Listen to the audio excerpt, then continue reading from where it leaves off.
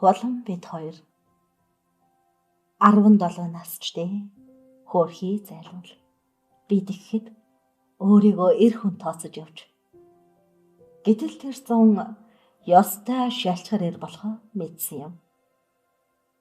7 дугаар сарын 1 өдөр би нутгийнхаа Чингис хаан болоод түүний залуу гэргийн хамт сумынхаа наадамд очихоор эртлэн мордлоо. Тэр Чингис хаан гэдэг маань ердөө л шар цам юм шүү дээ. Би түүнд ийм догшин сүртэй хож өгсөн боловч хүнд хилдэггүй байлаа. Хурдан морой уяхтан би түүнд туслалцсан юм.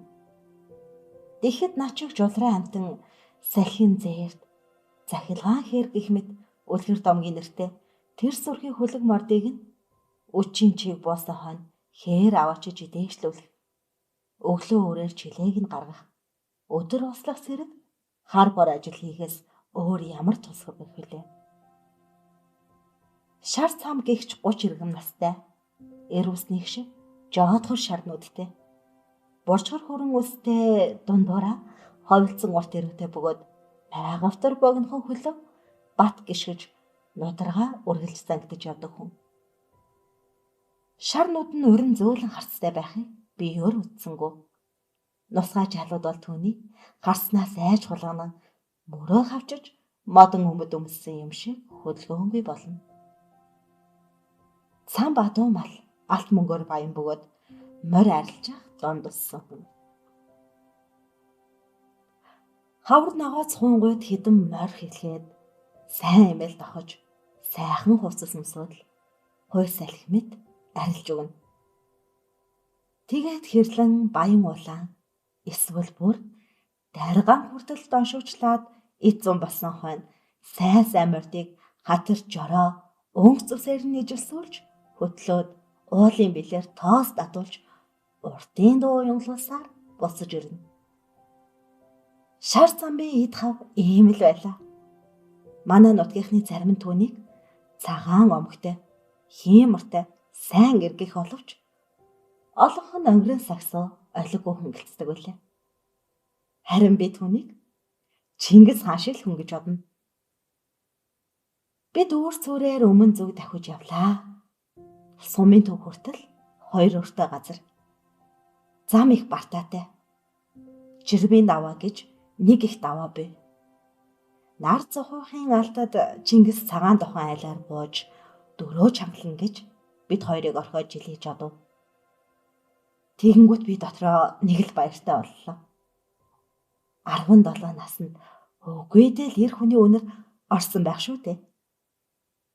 Шар замбын их нарыг хулан гин. Хулан холын нутгаас хадамд ирсэн. Сар шиг сайхан, салхи шиг докторгүй амт мэлээ. Ахыгаа дагаж аймаг руу 2 жил гэртээ яваад энэ хавар нутагтаа буцаж ирэхэд минь шар цамб ийм залуу сайхан ихнэр авсан байлаа. Цамб ихнэрээ үргэлж занчиж өөр шөнөөр чарлуулж байдаг гэж манай нутгийнхан ярилцаж байлаа. Гэвч би тийхүү чойжон болгож байхыг нь үдсэнгүй.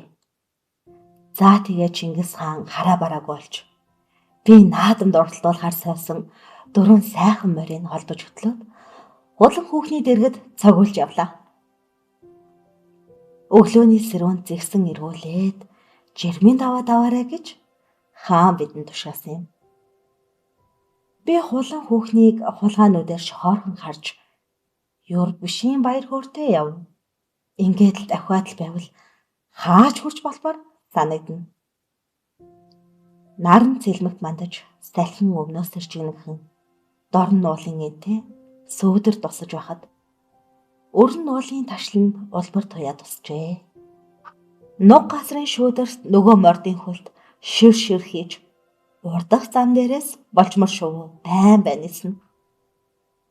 Хулан хүүхэн улаан сахин готол өмсөж жижигхэн хөлийнхөө үлмийг ходойлгон жижүүд өрөөж хөх торгон тэрлээнийхээ хормойг өвдөгнөөсөө дээш суглуулж торгон өмсний цаанд хуярч байгаа чирэг болчингаа чангахан ороогоод борчгон хийцтэй имэйл дээр янз тайхан сууж шар дурдан бүс эвлэгхэн ороосон нарийнхан бэлгүүсээ Жороо хүрнийхээ явдлын аясаар үл мэдэг нахилцуулан явна.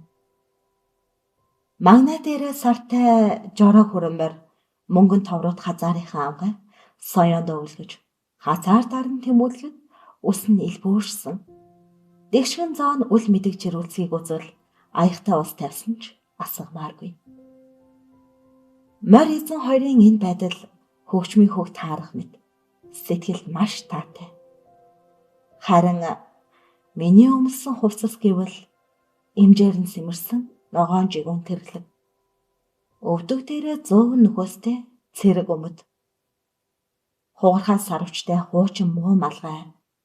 Унсан морь гэвэл Чингис хааны адуун сүргийн адаг ааш муутай алга үрээ байлаа.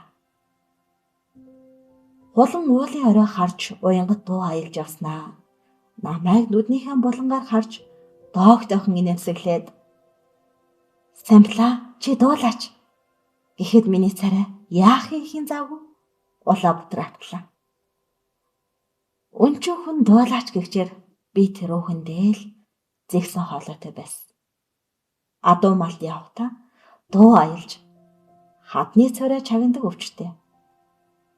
Би сүүндээ цацсан туул шиг хилээд олож эхлээд тун охин муутагаар ар хинган уулан дээр нь гараад харахад гэдгийг дууллаа.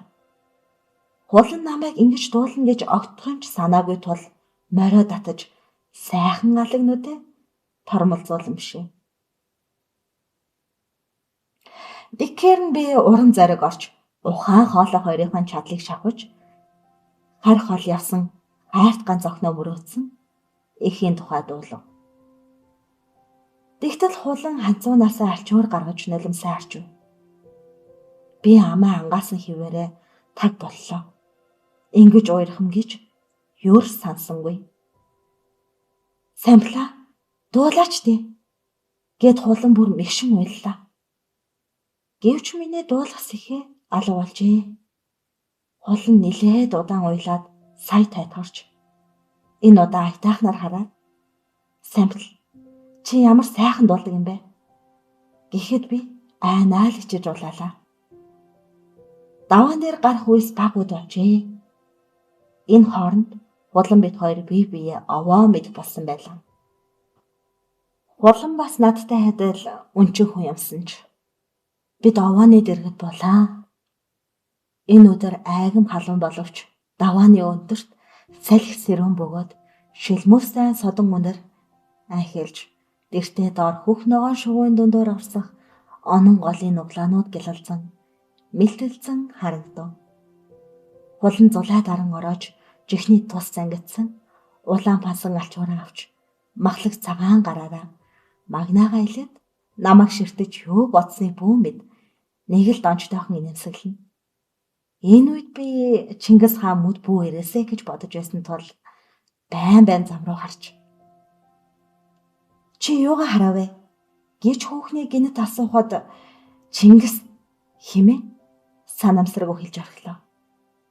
"Юу?" гэж гайхан харахад нь би бүр бантаж орхиод "Тийм Чингис үгүй цаа" гэж бухтнаад мангуу юм шиг маасаа тэлэнэхэд улам улам гайхаж "Юун Чингис вэ?" гэд нүдээ томоос том боловлоо. Би сая л нэг хилээ татгчаан болж "Үгүй цамгаа гүйцэж ирэх болоогүй юм а" гэв. Хулан бас л гайхсан хിവэрэ. Тэгээд Чингис гэдэг ихт нь би одоо дүүрсэн хэрэг гэж одоод "Цамгаа Чингис хаантай тустай шүү те" гэтэл "Юу гинэ" гэд гэдрэг унан хөхөрч өгсөн хойноо Чингис хаан бол Чингис хаан шиг баатар бол адаглаад ихнэрээ зодохгүй байсан. Тэр чинь одоо ногоорчл явааз. Энэ шөндөө сум хурч чадвал дээд заяа гэд санаа алдаж ногоон дээр хажуулдан ил гарсан өвдгөө хормоогоороо ороогоод нэг ширхэг хялган таслан амандаа зууж ямархан нэг зүйлийг мөрөөдөн санаашрах мэт нүдээ аниж баснаа айлгуудаа инээж "Намайг тат" гэд гараа өгөв. Түүний гарт зөөлхөн бөгөөд бүлээхэн байлаа. Хулан тэр дараа мориндоо мортож Самлаа, энэ ирчээрээ давхад гол дээр очие. Усны эрэг дээр их сайхан байгаа. Цамд мүд ирэхгүй. Явъя. Гэж хөвгөлтэй хэлээд мориндоо дашуур өгч даваа руу жороолуулав. Би яаран мортож хойноос нь дахив. Самлаа, дуулаарай. Би сэмэрхийн ногоон тэрлэгнийхээ хормойг хийсгэнэхэн ирээ бороо харцгана. Жигүүрэндээ хүчтэй айхөө алдраа минуузе. Гэтэл жирмийн давааг жигэнтэл тоолж явлаа. Гол дээр хурж ирэхэд нөгөө хурдан морд маань хөлөрчихсөн байв. Хулан намайг хүн бараг явхаа болсон хуучин гарам тийш дагуулж очив. Бид хоёр улаас бургас майл долоог нь хосолсон. Битүү шугуун дунд бууж мордоо уяад дугтайхан хүрнэж суулаа. Жохом юу гэгч болж байгааг би мэдхээ ажээ. Улаан, манай нутаг чам шиг сайхан хүүхэн байхгүй шүү. Надаас өөр сайхан юм бэ л дээ. Юу гэж? Яага сэтгэл байна. Тэгээ жаргалтай амьдарч. Чи бодлоо. Би хүний эрхэнд байна. Зовлонгоо нөхөйг л бодох юм. Хүн намайг жаргалдаа дашуурсан амьтан л гэж боддог. Хулаан, чи ингэж амьдрах ёсгүй. Салаад яв. Чамайг сүрдүүлэг авахгүй юу? Хаяад явчихвол чин яаж чадахгүй.